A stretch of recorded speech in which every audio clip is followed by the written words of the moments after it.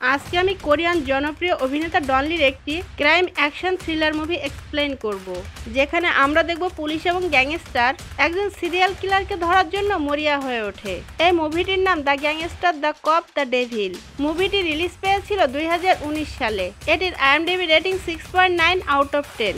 আর মজার ব্যাপার হলো এই মুভিটি নির্মিত হয়েছিল একটি সত্য ঘটনার উপর। হ্যালো গাইস, কেমন আছেন আপনারা? সাইমা এক্সপ্লেইনস চ্যানেলে আপনাদের স্বাগতম। মুভির শুরুতে আলো ঝলমলে কোরিয়াকে দেখানো হয়। এরপর ক্যামেরা ফোকাস করে একটি হোয়াইট কালারের সিদান গাড়ির দিকে। তখন গাড়িটি ড্রাইভ করছিল একটি অল্প বয়সী ছেলে। হঠাৎ ছেলেটি তার সামনে থাকা গাড়িটিকে ইচ্ছাকৃতভাবে ধাক্কা দেয়। গাড়ি থামিয়ে গাড়ির মালিক ভিতর থেকে বেরিয়ে আসে আর ছেলেটিকে বলে, এত রাতে কি কেউ এভাবে গাড়ি ড্রাইভ করে? ছেলেটি বলে, স্যার সরি, আমার ভুল হয়ে গেছে। লোকটি তখন তার গাড়ির ফটো তুলছিল। ছেলেটি তখন জানতে চায়, স্যার ফটো কেন তুলছেন? লোকটি বলে, গাড়ির ইন্স্যুরেন্স ক্লেম করার জন্য প্রয়োজন হবে। তখন ছেলেটি তার কাছে থাকা ছুরি দিয়ে লোকটিকে স্ট্যাপ করতে করতে খুন করে। তারপর সে তার গাড়ি নিয়ে সেখান থেকে চলে যায়। পরদিন সকালে ডিটেকটিভ ব্রাঞ্চের দুইজন পুলিশ অফিসার যাচ্ছিল গতকাল রাতে যে খুনটা হয়েছিল তার ইনভেস্টিগেশন করতে, কিন্তু জ্যামে আটকে যায়। তখন গাড়িতে থাকা রেডিওর নিউজে বলা হচ্ছিল, এই বছরের শেষের দিকে যতগুলো খুন হয়েছে পুলিশ সেই কেসগুলোর কোনো সমাধান করতে পারেনি,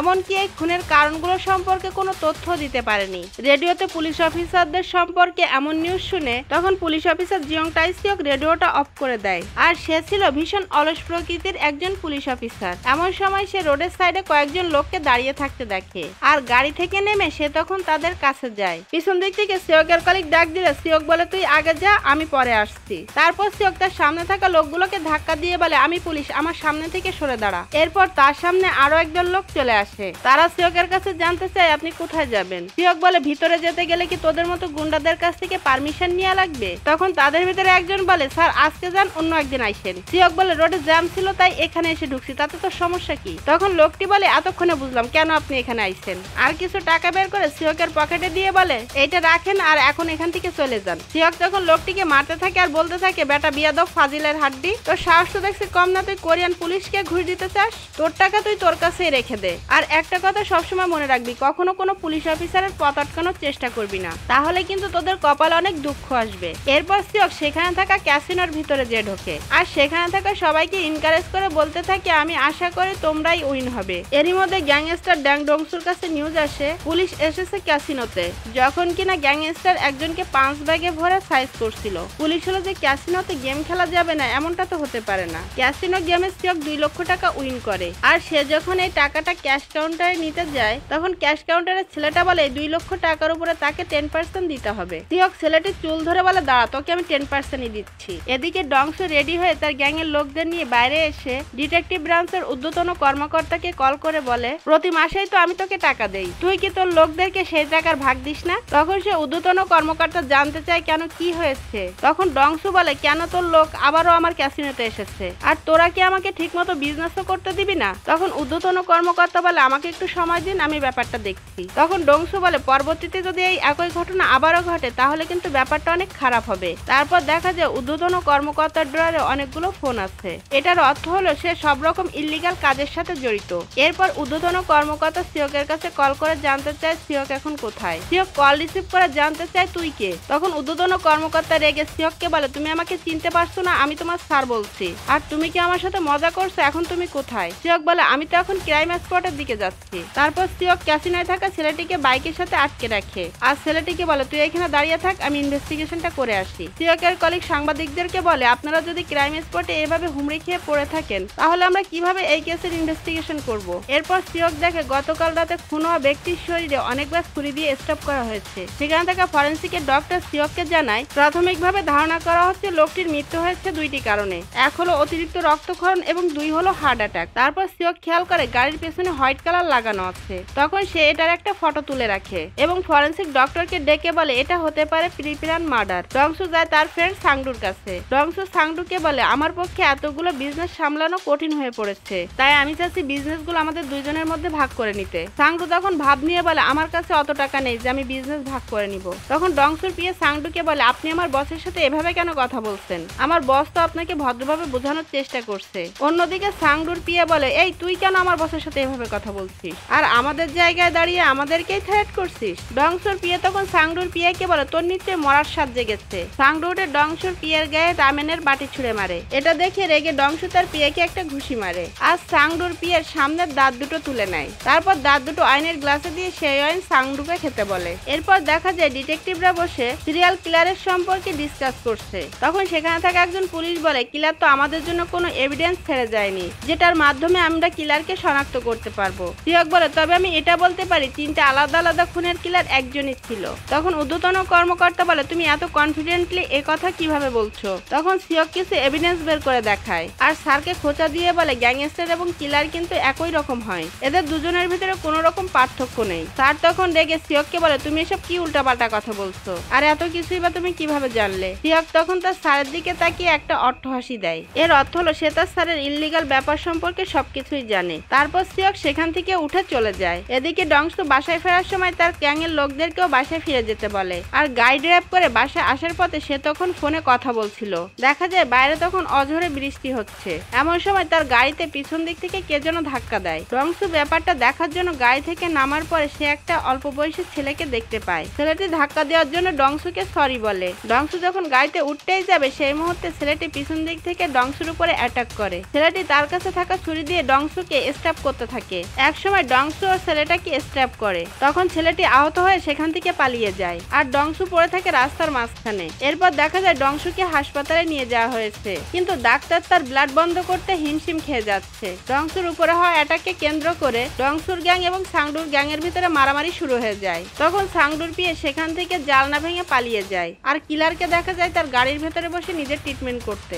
রাতে ডংসুর জ্ঞান ফেরে আর সে তখন নিজেকে হসপিটালে আবিষ্কার করে। কিলারকে দেখে সেখানে থাকা কুকুরগুলো চিৎকার করছিল। কিলার তখন রেগে কুকুরগুলোকে মারতে যায়। এমন সময় কুকুরের মালিক সেখানে চলে আসে। তখন কিলার কুকুরকে ছেড়ে দিয়ে কুকুরের মালিককেই খুন করে। সকালে ডংসুর পিয়ে ডংসুর কাছে জানতে চায় কে তার এই অবস্থা করেছে। ডংসু বলে সে কোনো গ্যাংয়ের লোক ছিল না, তাছাড়া আমার মনে হয় আমাকে অ্যাটাক করার মতো কোনো উদ্দেশ্য তার কাছে ছিল না, কিন্তু কেন যে সে আমাকে অ্যাটাক করেছিল সেটাই তো এখনো বুঝলাম না। তখন সাংডু একটা গাড়ির নাম্বার লিখে তার পিয়েকে বলে পুলিশ এই গাড়িটাকে খুঁজে বের করার আগে সেজন্য এই গাড়িটাকে খুঁজে বের করে। এমন সময় ডংসুকে দেখতে হসপিটালে সিয়ক চলে আসে। ডংসুর গ্যাংয়ের লোক সিয়ককে আটকাতে গেলে সিয়ক বলে সরে যা তোরা, আমি আমার বন্ধুকে দেখতে এসেছি আর সাথে করে তার জন্য নিয়ে এসেছি 1 কার্টুন রেড বুল। এরপর সে ডংসুকে বলে আমাকে দেখে তুমি বিব্রত হচ্ছ কেন? শুনলাম গত রাতে নাকি তোমাকে স্ট্যাপ করা হয়েছিল আর এই কথাটা হসপিটালের লোক আমাদেরকে জানিয়েছে, তাই আমি তোমাকে দেখতে এসেছি। তবে আমি এটা বুঝতে পারছি না গুন্ডাদের উপর আবার অ্যাটাক হয় নাকি? ডংসু বলে আমি মোটেও বিব্রত বোধ করিনি, তুমি পুলিশ তো তাই তোমাকে সম্মান দেখালাম, আর পুলিশরা সবসময় অপদস্থই হয়। তাছাড়া এই অঘটনগুলো ঘটে থাকে আদর্শ নাগরিকদের সাথে, আর এই ব্যাপারটা দেখে এখন নিজেই আমি অবাক হচ্ছি। সিয়ক তখন ডংসুকে বলে একজন আদর্শ নাগরিকের মতো গতকাল রাতে তোমার সাথে কি ঘটেছিল সেগুলো তুমি এখন আমাকে বলো, আর আমি কেবল তোমার জন্যই তাকে ধরে নিয়ে আসবো। ডংসু বলে তোমার ধরে আনার দরকার নেই, যত দ্রুত সম্ভব আমি তাকে ধরে আনবো। সিয়ক বলে আমি তোমার সাথে বাজি ধরে বলতে পারি তোমার আগে আমিই ধরে ফেলবো তাকে। ডংসু সিয়ককে কাছে ডেকে বলে গত রাতে আমি আমার নিজেকেই আঘাত করেছিলাম। সিয়ক বলে এই কাজটা করার আগে তোমার অবশ্যই ভেবে দেখা উচিত ছিল, তাছাড়া সেই রকম বাস্টার না হলে কেউ কাউকে এমন ভাবে আঘাত করতে পারে না। সিয়ক তখন বুঝতে পারে ডংসু তার সাথে মিথ্যা কথা বলছে। এরপর সে চলে আসার সময় ডংসুর গাড়ির পেছনে আবারও সে হোয়াইট কালার লেগে থাকতে দেখে, আর তখনই সে শিওর হয়ে যায় ওই কিলারই ডংসুর উপরে অ্যাটাক করেছিল। তারপরে হসপিটালে ডংসুর ফ্রেন্ড সাংডু আসে। তখন ডংসু সাংডুর কাছে জানতে চায় সাংডু এই অ্যাটাকের ব্যাপারে কিছু জানে কিনা। সাংডু বলে আমি যদি তোর উপরে অ্যাটাক করাতাম তাহলে তুই এত সময় বেঁচে থাকতিস না। ডংসু জানতে চায় সাংডু এখানে কেন এসেছে। সাংডু বলে তোর গ্যাংয়ের লোক আমার গ্যাংয়ের লোককে মেরে হসপিটালে পাঠিয়েছে, তাই আমি তাদের ট্রিটমেন্টের খরচ চাইতে এখানে এসেছি। ডংসু বলে এটা নিয়ে তোকে টেনশন করতে হবে না, আমি সময় মতো টাকাটা পাঠিয়ে দিব। সাংডু যাওয়ার সময় ডংসুকে খোঁচা দিয়ে বলে একজন গ্যাংস্টারের এই অবস্থা দেখে এখন আমার নিজেরই সুইসাইড করতে ইচ্ছে করছে। এরপর সিয়ক তার স্যারকে বলে আপনি যদি আমাকে হেল্প করতেন তাহলে আমি সিরিয়াল কিলারকে ধরতে পারতাম। তখন তার স্যার জানতে চায় সেটা কিভাবে। সিয়ক বলে আমার হেল্প করার জন্য আপনি আমার 2 জন কলিগকে দিতে পারেন, তাছাড়া কিলারের হাত থেকে বেঁচে যাওয়া একমাত্র ব্যক্তি হলো ড্যান ডংসু, তার কাছ থেকে আমি কিলারের সমস্ত ইনফরমেশন নিতে পারবো। কিন্তু দেখা যায় সিয়কের স্যার তখন সিয়কের কথায় রাজি হতে চাচ্ছিল না। তারপর সিয়ক বলে শুধু আমি সিরিয়াল কিলারকে খুঁজছি না, ডংসুও ওই সিরিয়াল কিলারকে খুঁজছে। এরপর রাস্তার সাইডে একটা ট্রাক এসে থামে, তখন ট্রাক ড্রাইভার নেমে পি করতে যায় আর সিরিয়াল কিলার তখন সেখানেই ছিল। এমন সময় ট্রাক ড্রাইভারের ওয়াইফ কল করে বলে আজ বাড়িওয়ালা ভাড়ার টাকা চাইতে এসেছিল, তাছাড়া আজ ছিল তাদের বাচ্চার জন্মদিন, তাই বাচ্চার জন্য কেক কিনেছে কিনা সেটা তার ওয়াইফ জানতে চায়। তখন ট্রাক ড্রাইভার তার ওয়াইফকে বলে তুমি আছো বাসা ভাড়ার টাকা আর তোমার বাচ্চার জন্মদিন নিয়ে। এদিকে আজ 3 দিন যে আমি কাজের চাপে ঘুমাতে পারিনি সেটা কি তুমি জানো? অন্যদিকে ডংসু একজন স্কেচ আর্টিস্টকে দিয়ে সিরিয়াল কিলারের ছবি আঁকিয়ে নিচ্ছিল। এরপর সিরিয়াল কিলার ট্রাক ড্রাইভারের কাছে জানতে চায় তুমি তোমার বাচ্চার সম্পর্কে কি বললে, কিন্তু ট্রাক ড্রাইভারকে কিছু বলার সুযোগ না দিয়ে সিরিয়াল কিলার তখন তাকে ছুরি দিয়ে স্টপ করতেই থাকে আর বলতে থাকে সন্তানের প্রতি যদি দায়িত্ব পালন করতে নাই পারিস তাহলে সন্তান কেন জন্ম দিস? তোর সন্তান জন্ম নিয়ে তো কোনো অপরাধ করেনি। এরপর ডংসু তার পিএকে ডেকে ছবিটা দিয়ে বলে যত দ্রুত সম্ভব পুলিশের আগে একেই তোদেরকে খুঁজে বের করতে হবে। তারপর সিরিয়াল কিলার ট্রাকে যে দেখতে পায় ট্রাক ড্রাইভার ঠিকই তার বাচ্চার জন্য বার্থডে কেক কিনেছিল, শুধুমাত্র ভুল বোঝার কারণে ট্রাক ড্রাইভারকে খুন হতে হলো। আর এই ভুলটা যে কি ছিল সেটা আমরা সামনে গেলেই জানতে পারবো। কিলার যখন ট্রাক ড্রাইভ করছিল হেল্পার তখন কিলারের কাছে জানতে চায় আমরা এখন কোথায় আছি আর তুমি কে। এরপরই দেখা যায় হেল্পারের ভাগ্যে কি ঘটেছিল। এদিকে সিওক যে রেড দেয় ডংসুর ক্যাসিনোতে আর চিৎকার করে বলতে থাকে তোদের বসকে এখনই এখানে আসতে বল। তারপর সিওক যায় ডংসুর কাছে, যে ডংসুকে বলে তুমি যদি সিরিয়াল কিলারের সম্পর্কে সব তথ্য আমাকে না দাও তাহলে আমি তোমার সব বিজনেস ধ্বংস করে দিব। এতদিন দেখেছি গ্যাংস্টাররাই অন্যদেরকে ব্ল্যাকমেল করতো, কিন্তু এখন দেখছি পুলিশই ব্ল্যাকমেইলার। ডংসু বলে এরপরেও যদি আমি সিরিয়াল কিলার সম্পর্কে কোনো তথ্য তোমাকে না দেই তখন কি হবে? সিওক বলে তাহলে আমি তোমাকে অ্যারেস্ট করার জন্য ওয়ারেন্ট নিয়ে আসবো, তবে আমি তোমাকে কিছুটা সময় দিচ্ছি ভেবে দেখার জন্য। তারপর দেখা যায় ডংসুর বিজনেসে সত্যি ডাউনফল শুরু হয়ে গেছে আর কোনো ইনভেস্টররাও ডংসুর বিজনেসে ইনভেস্ট করতে চাচ্ছে না। এমনকি এত বড় গ্যাংস্টার হওয়া সত্ত্বেও তাকে এখন আর কেউই ভয় পাচ্ছে না। সবকিছু মিলিয়ে এখন ডংসু ভীষণ টেনশনে পড়ে গেছে। তখন ডংসুর পিয়ে ডংসুকে একটা ছুরি দেয় আর সিরিয়াল কিলারকে পাওয়া না গেলেও তার ছুরি এবং গাড়িটা পাওয়া গেছে। তখন ডংসু সিওককে কল করে বলে তুমি কি জানো গতকাল রাতে একটা খুন হয়েছে আর সেটা ওই সিরিয়াল কিলারই করেছে, তবে আমি তার গাড়ি এবং ছুরিটা খুঁজে পেয়েছি, এখন সেগুলো আমার কাছেই আছে। এমন হঠাৎ ইনফরমেশন পেয়ে সিওক চলে এসেছে ডংসুর কাছে আর বিভিন্ন ভাবে ডংসুকে খোঁচা দিয়ে কথা বলতে থাকে। তখন ডংসু রেগে সিওককে বলে তোমার মুখটা বন্ধ করো এবং খাওয়া শেষ করো। ডংসু সিওককে কিলারের গাড়ির চাবিটা দিলে সিওক ভাব নিয়ে ডংসুকে বলে এখন তো তোমার বিরুদ্ধে অ্যারেস্ট ওয়ারেন্ট আনার আর প্রয়োজন নেই, কারণ গ্যাংস্টার এবং পুলিশ এখন এক হয়ে সিরিয়াল কিলারকে খুঁজবে। ডংসু সিওককে বলে সিরিয়াল কিলারকে যদি তুমি খুঁজে পাও তাহলে কিন্তু তাকে আমার হাতে তুলে দিতে হবে আর তাকে আমিই শাস্তি দিব। সিওক বলে না এটা কখনোই হতে পারে না, কারণ আমি তাকে আইনের মাধ্যমেই শাস্তি দিব। ডংসু তখন একটা রেকর্ডিং বের করে সিওককে দেখিয়ে বলে তুমি যদি আমার কথা না শোনো তাহলে কিন্তু তোমার বিপদ হবে। সিওক তখন ডংসুর হাত থেকে রেকর্ডিংটা নিয়ে ভেঙে ফেলে। এরপর ডংসু তার বড় ধামাকাটা সিওককে দেখায়। এটা দেখার পরে এত সময় আকাশে উঠতে থাকা সিওক তখন মাটিতে নেমে আসে। এরপরে সিওক তার দুইজন কলিগকে ডেকে ডংসুর ব্যাপারে সবকিছু বলে। তখন সিওকের একজন কলিগ বলে ডংসু তো একজন গ্যাংস্টার, তার কথা আমরা কিভাবে বিশ্বাস করব? সিওক বলে এখন আমাদের ডংসুকে অবশ্যই বিশ্বাস করতে হবে, কারণ ডংসুর টাকা এবং তার গ্যাংয়ের লোকদের দিয়ে আমরা সিরিয়াল কিলারকে খুঁজে বের করতে পারবো, যেটা এতদিন আমাদের পক্ষে সম্ভব হয়নি। তাছাড়া এই 5টা খুনের কেসটাও আমরা সলভ করতে পারবো। এদিকে তখন ডংসুর বিজনেসটাও খুব ভালোভাবে চলছিল। ডংসুর পিয়ে তখন ডংসুর কাছে জানতে চায় আমাদের কি পুলিশকে বিশ্বাস করা ঠিক হচ্ছে? ডংসু তখন তার পিএকে বলে আসল সিরিয়াল কিলারকে খুঁজে বের করতে হলে আমাদের অবশ্যই পুলিশের সাহায্য নিতে হবে, কারণ তার ছবি আমাদের কাছে থাকলেও তার ফিঙ্গারপ্রিন্ট এবং ডিএনএ রিপোর্ট আমাদের কাছে নেই। একবার শুধু এই এভিডেন্স গুলো আমার হাত পর্যন্ত আসতে দে, তারপরেই দেখতে পাবি আমি সিরিয়াল কিলার এবং পুলিশের কি অবস্থা করি। অপরদিকে সিওক তার কলিগদেরকে বলে একবার শুধু সিরিয়াল কিলারকে ধরতে পারি তারপরে গ্যাংস্টারের ব্যবস্থাও আমি করব, আর এই দুইটাকে যদি একবার জেলখানায় আটকাতে পারি তখন দেখতে পাবি আমরা প্রমোশন পেয়ে কোথা থেকে কোথায় চলে গেছি। আর এটা দেখে বোঝা যায় এখন তারা যেটা করছে শুধুমাত্র তাদের স্বার্থের জন্য। সিওকো তার কলিগদের নিয়ে পুরোদমে ইনভেস্টিগেশন শুরু করে। তারপর সব এভিডেন্স নিয়ে যায় ফরেন্সিক ডক্টরের কাছে আর তাকে বলে যত দ্রুত সম্ভব সিরিয়াল কিলারকে শনাক্ত করতে, যেন সে আবারও কাউকে খুন করতে না পারে। আর এই সুযোগটাকে কাজে লাগিয়ে ডংসু তার পিএকে পাঠিয়ে দেয় তার ফ্রেন্ড সাংডুকে খুন করতে। ফরেন্সিকের ডক্টর দেখতে পায় সাংডুকে খুন করা হয়েছিল সিরিয়াল কিলারের ছুরি দিয়ে। বেচারা সাংডুকেও খুন হতে হলো ভুল বোঝার কারণে। আর এই সাংডুর খুনের কারণে ডিটেকটিভ ব্রাঞ্চে পুলিশদের মধ্যে একটা উত্তেজনার সৃষ্টি হয় যে এতগুলো পুলিশ থাকা সত্ত্বেও তারা একজন সিরিয়াল কিলারকে খুঁজে বের করতে পারছে না।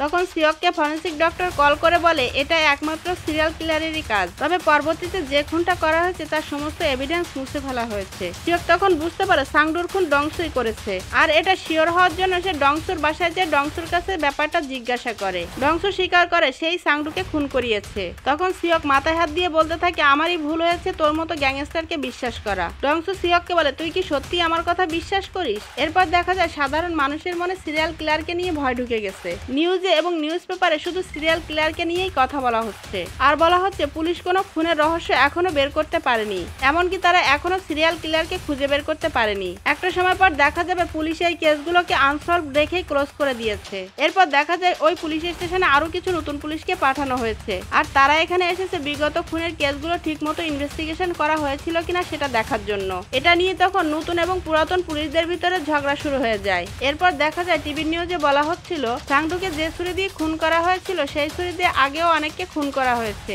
এবং এই ছুরিতে অনেকেরই ডিএনএ পাওয়া গেছে, আর এর জন্য একটা ইনভেস্টিগেশন টিমও গঠন করা হয়েছে। তখন সেখানে বসে এই নিউজ দেখছিল সিরিয়াল কিলার। তখন সে বলে আমার নাম ভাঙিয়ে কে এই কাজটা করলো। তখন তার এই কথাটা পাশে বসে থাকা একটা ছেলে শুনে ফেলে। এরপর ডংসু যায় সাংডুর ফিনারেল অ্যাটেন্ড করতে, আর তখন সেখানে সিরিয়াল কিলারকেও দেখা যায়। এরপর সিরিয়াল কিলার কাগজের একটা টুকরো এনে সাংডুর পিয়ের হাতে দিয়ে সেখান থেকে চলে যায়। সেই কাগজের টুকরায় লেখা ছিল ছুরিটা আমার হলেও খুনটা অন্য কেউ করেছে। সাংডুর পিয়ে তখন বুঝতে পারে সাংডুর আসল কিলার কে ছিল। তারপর সিরিয়াল কিলার আরো একজনকে খুন করে গাড়ির পিছনে লুকিয়ে রেখে সেখান থেকে চলে যায়। পরদিন ডংস এবং সিওককে দেখা যায় কিলারের গাড়ির ভিতরে চিরুনি অভিযান চালাতে, কিন্তু তারা সেখানে কোনো এভিডেন্সই খুঁজে পাচ্ছিল না। ডংস সিওককে বলে তোমার মতো পুলিশকে দেখে আমার দুঃখ হচ্ছে, এতটা সময় চেষ্টা করার পরেও তুমি সিরিয়াল কিলারের কোনো এভিডেন্স খুঁজে পেলে না। সিওক তখন ডংসুকে বলে সিরিয়াল কিলার তো তোমার মতো কাণ্ডজ্ঞানহীন না, যেন সহজে পুলিশ তাকে ধরতে পারে তাই সে এভিডেন্স ছেড়ে যাবে। এমন সময় সিওক স্টিয়ারিং এর কাভারে ব্লাড দেখতে পায়। এরপর তারা যখন স্টিয়ারিং এর কাভার খুলছিল তখন ভাঙচুরের শব্দ শুনতে পায়। তখন ডংসু বলে আবার কোন বিপদে সে এখানে হাজির হলো।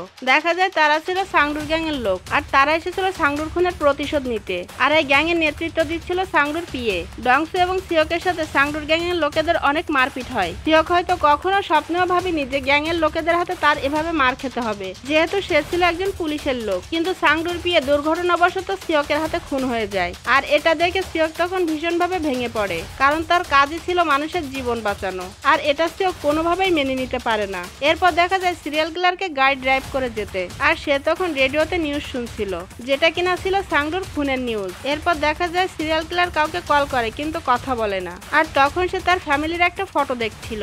এদিকে ডংসু সাংডুর পিয়ের শেষকৃত্য করছিল। পরদিন সকালে সিওকের স্যার এসে জানতে চায় তোমার ফেসের জিওগ্রাফি চেঞ্জ করে দিয়েছে কে, কিন্তু সিওক এই প্রশ্নের কোনো উত্তর না দিতে পেরে উল্টো তার স্যারের উপরেই রাগ ঝাড়তে থাকে। তখন তার স্যার তাকে একটা কিডন্যাপিং এর কেস ধরিয়ে দেয়। এরপর সিওক যায় কিডন্যাপ হওয়া ব্যক্তির ওয়াইফের কাছে, আর তাকে বলে কিডন্যাপারকে কল করতে এবং কোথায় টাকা পৌঁছে দিতে হবে সেই জায়গাটার নাম শুনতে। তারপর প্ল্যান অনুযায়ী কাজ করলেও অল্পের জন্য তারা কিডন্যাপারকে ধরতে পারে না। এরপর তারা তিনজন যায় কিডন্যাপারের বলা সেই রেস্টুরেন্টে, আর রেস্টুরেন্টের ওনারের কাছে জানতে চায় কিডন্যাপারের সাথে তার সম্পর্ক কি। ওনার বলে আমি তো জানি না যে সে একজন কিডন্যাপার, সে আমাকে বলেছিল একজন মহিলার কাছ থেকে একটা ব্যাগ রাখতে, বিনিময়ে সে আমাকে $20 দিয়েছিল। সিওক তখন রেস্টুরেন্টের ওনারের কাছে জানতে চায় কিডন্যাপার তার রেস্টুরেন্টে এসে কোনো কিছু খায় কিনা। তখন রেস্টুরেন্টের ওনার বলে সে শুধু আমার এখানে এসে ড্রিঙ্কস নেয়। এরপর সিওক ফরেন্সিকের টিম নিয়ে সে ড্রিঙ্কস এর ফ্যাক্টরিতে যায়, কিন্তু সেখানে সে কিছুই খুঁজে পায় না। ডংসু যখন তার বিজনেসের ডিল করছিল তখন সেখানে থাকা একজন বায়ার ডংসুকে বারবার খোঁচা দিয়ে কথা বলতে থাকে।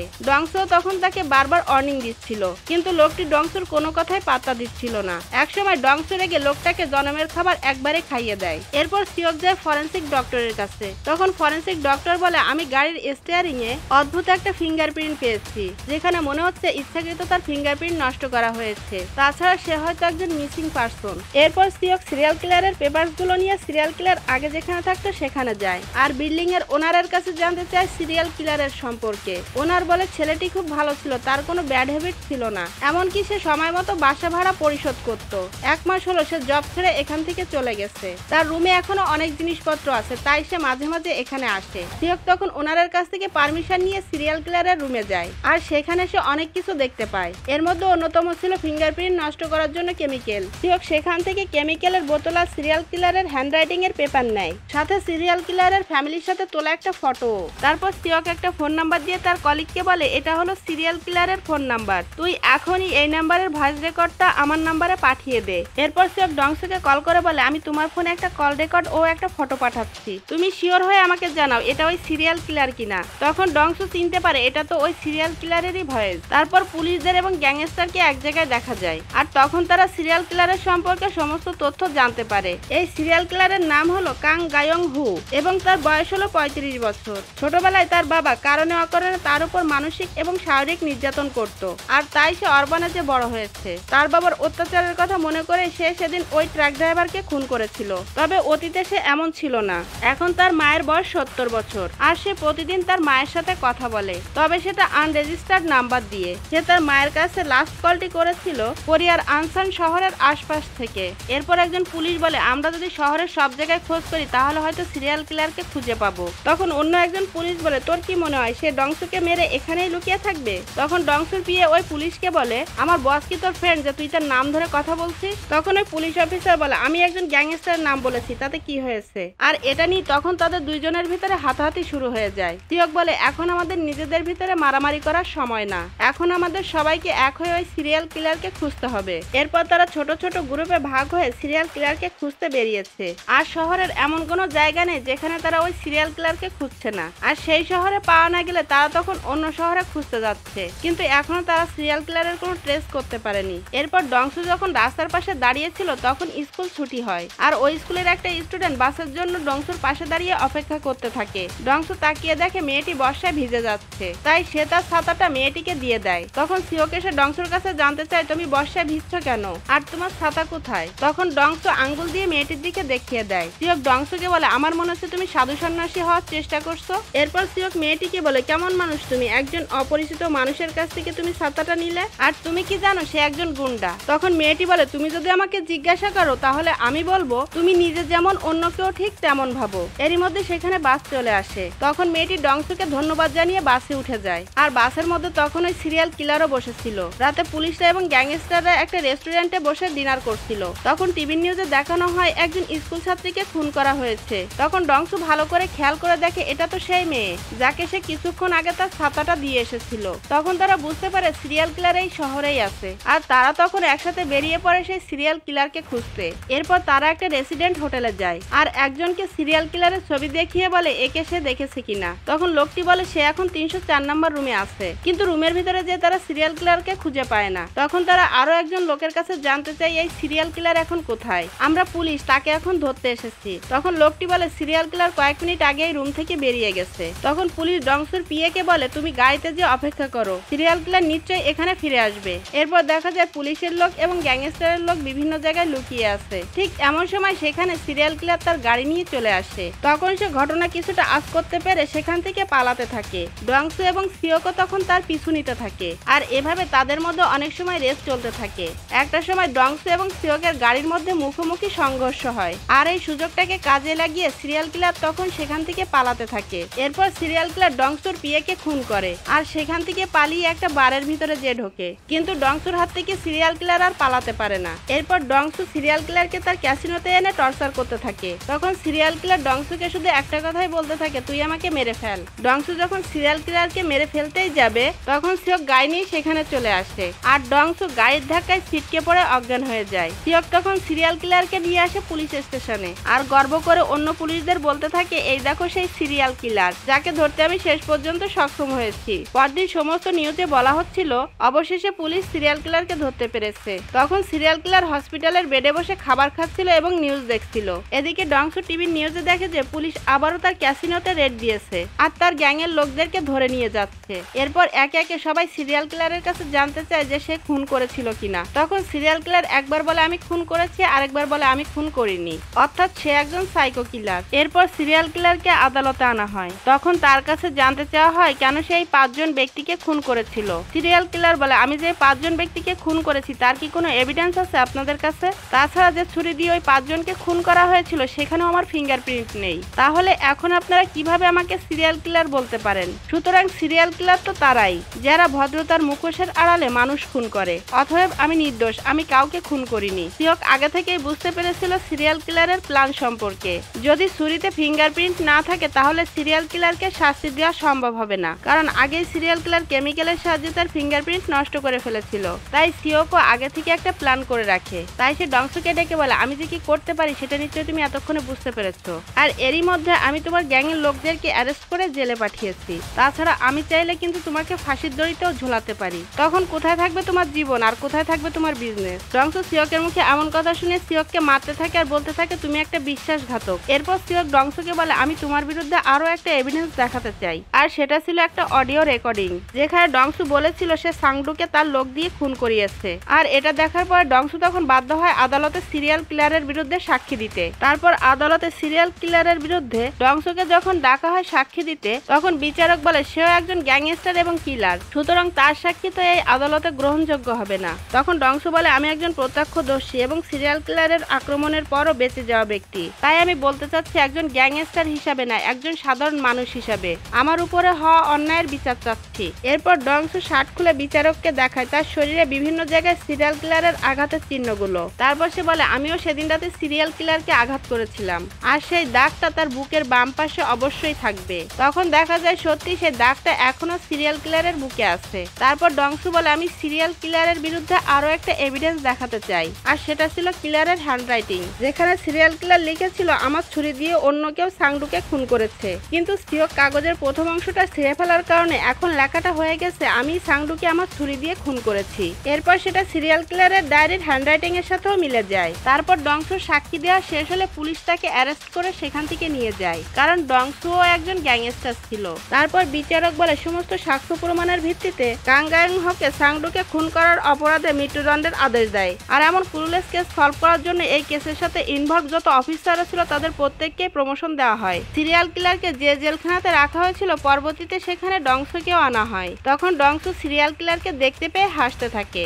আর ডংসুকে দেখে ভয়ে তখন সিরিয়াল কিলারের মুখটা শুকিয়ে যায়। তখন আমাদের অতীতের একটা ঘটনা দেখানো হয়। তখন ডংসু সিওককে বলে, আমি শুধু একটা সত্যে সিরিয়াল কিলারের বিরুদ্ধে আদালতে সাক্ষী দিব, আর সে সত্যটা হলো, তুমি যদি আমাকে সিরিয়াল কিলার যে জেলে থাকবে সেই জেলে পাঠাতে পারো, যেন ডংসু নিজের হাতে সিরিয়াল কিলারের উপরে প্রতিশোধ নিতে পারে। সিরিয়াল কিলার যখন গোসল করছিল তখন হাতে দড়ি নিয়ে ডংসুও সেখানে যায়, আর সিরিয়াল কিলারকে বলে, তিনজন ব্যক্তি একটি গেম খেলতে যেয়ে ভয়ঙ্করভাবে বেপরোয়া হয়ে ওঠে। তবে এখন দেখার বিষয় হলো তাদের তিনজনের মধ্যে কার শেষ পরিণতি কেমন হয়েছিল। এমনই একটি প্রশ্নবোধক চিহ্ন রেখে অসাধারণ এই কোরিয়ান মুভিটি এখানেই শেষ হয়ে যায়। So that's all for today. আশা করি ভিডিওটি আপনাদের অবশ্যই ভালো লাগবে। ভালো লেগে থাকলে লাইক দিবেন এবং কমেন্ট করবেন। এরকম আরো ইন্টারেস্টিং মুভির এক্সপ্লেইন পেতে আমার চ্যানেলটিকে সাবস্ক্রাইব করে রাখতে পারেন। আল্লাহ হাফেজ।